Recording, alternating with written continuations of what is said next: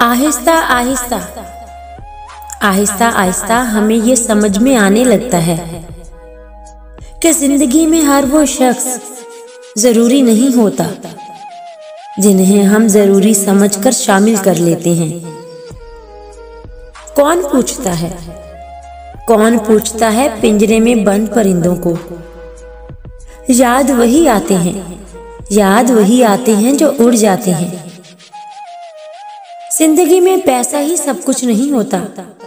जिंदगी में पैसा ही सब कुछ नहीं होता। प्यार और एहसास करने वाला साथी हो तो औरत गरीबी में भी मलका जैसी जिंदगी गुजार सकती है।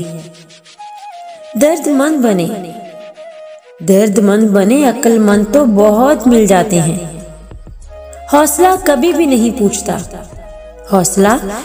नहीं पूछता कि पत्थर की दीवार कितनी ऊंची है।